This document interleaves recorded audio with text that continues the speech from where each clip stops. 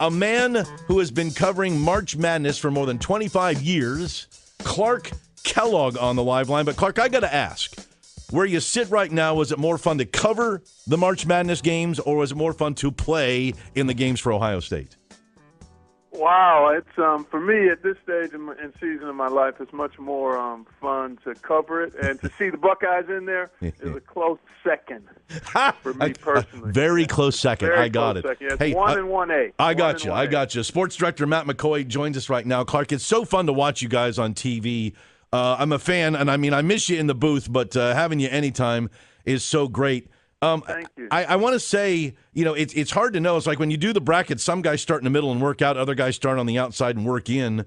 So I don't want to get too far into the weeds, but a lot of people right now tensing up because, you're like 4.5 hours from having your bracket in, and you got to try to pick that bracket buster, the upset that maybe gives you a couple of points and gets that 10 spot out of your buddy's wallet and makes you win. Yeah. Who do you like? What are some of those upsets that you're kind of sensing out there this morning? Well, I thought you might go there, so I actually went through the 4 regions, and I picked two potential. I picked 2 potential bracket disruptors, okay, if you will. Disruptor. So we'll start in the East. I like Liberty and Maryland. Liberty is a team that could win 1 or 2 games. Maryland that might shake things up as well as a 6th seed. Then we go to the Midwest, actually to the West. Florida State, a 4 seed, could actually get to the Final Four. They're that good. I've picked Gonzaga. And then Buffalo. Buffalo is really good. Only a 6 seed. They could make an extensive run. Moving over to the South, I like this UCI team, Cal Irvine.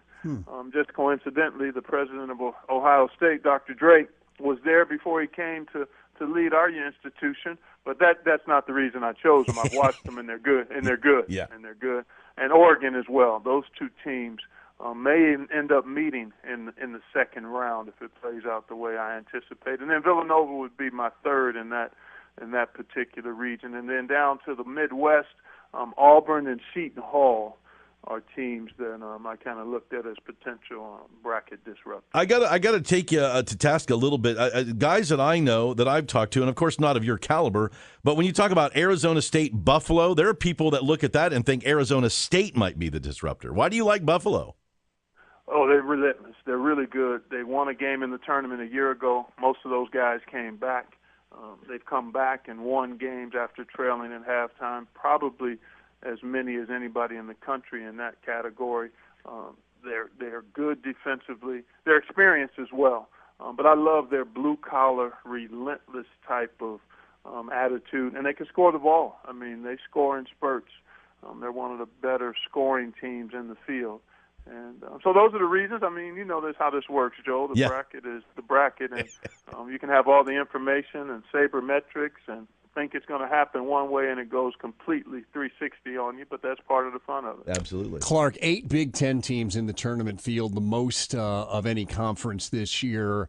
Do you see any Big Ten team, though, being able to make a championship run? We saw what Michigan State's been able to do, but they're kind of banged up. Michigan has had a great year.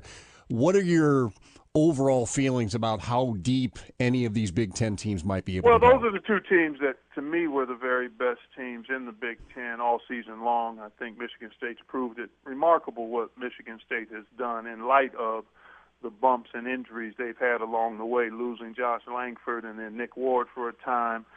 But they just continue to play high-level basketball. I would give Michigan State the edge, although they've got a fairly tough journey.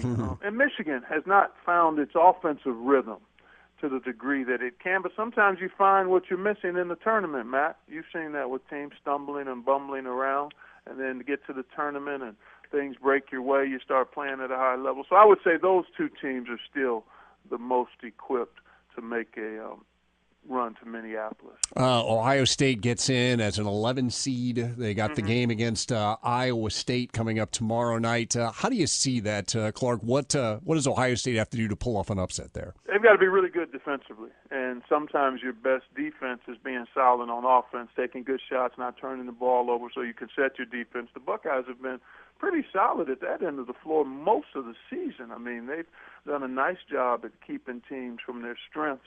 They've just struggled to score consistently, and that's going to be the challenge because Iowa State's a very, very good offensive team.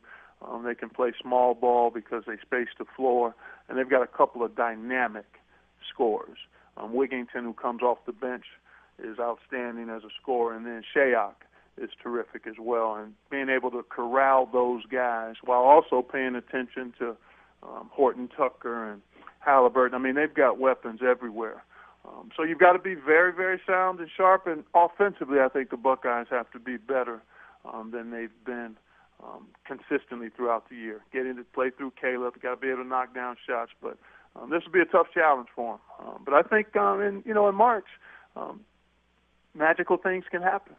For sure. Clark Kellogg, our guest on 610 WTVN. Clark, as I understand it, to brackets nationwide, there's more guys riding Duke to the title than any other team. And it seems like, now that Zion is back, you're like, okay. But there's so many other guys on the Duke team. Some of them have kind of come up. You've been kind of outspoken about Cam Reddish. What do you think's going on with him? Well, it's just one of those things. 18 to 22-year-old kids, their journey of development is different. And he's an outstanding talent. He's struggled making shots consistently. Zion's been phenomenal, clearly the leading candidate for Player of the Year.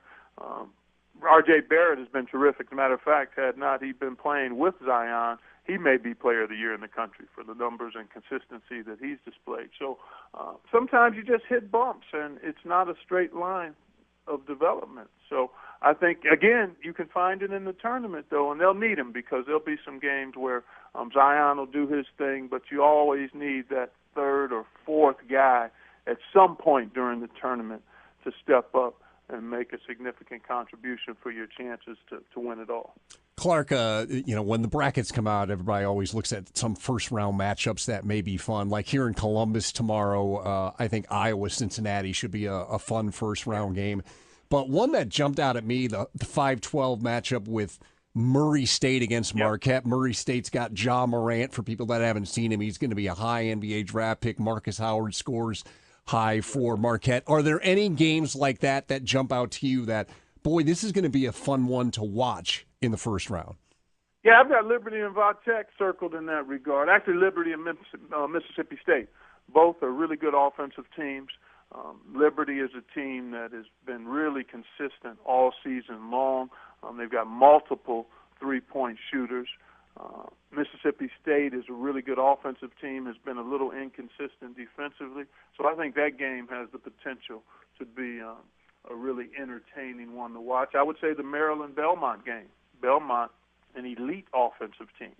The way they shoot the three, the way they share the ball and space the floor, the way they run their motion offense. I mean, high-scoring team. I think maybe the second highest scoring team in the field. I know Gonzaga is way up there, but I know they're top five-ish and probably top five in field goal percentage as well. And they play a fun, entertaining style. And they've got a kid who's a pro, Dylan Windler.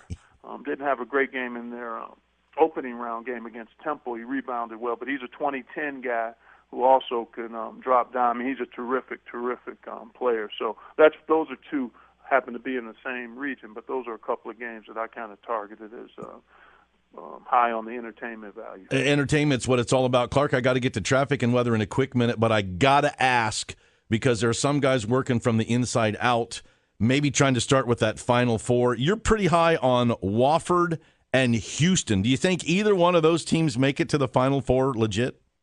Well, the bracket that I've displayed at CBSSports.com says Virginia gets there, Houston gets there, Michigan State, and Gonzaga, with Gonzaga winning it all. Now, I'm subject to change that, but that's what's on. That's what's on record right now, and the one that I had to give to our communications department. Wow, so you think Houston is that legit, Clark?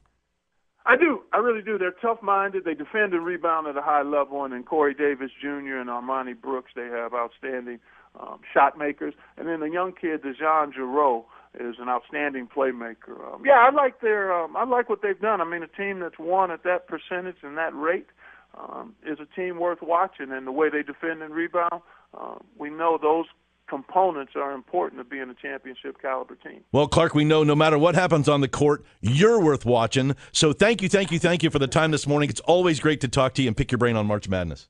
Yeah, I enjoy it. Thanks, Joel and Matt. Take care. Enjoy Thanks, Clark. The next 3 weeks. Absolutely. Thanks. We'll be watching. Fire it up. That's Clark Kellogg. Plenty to jot notes on and maybe change those brackets with News Radio 610 WTVN.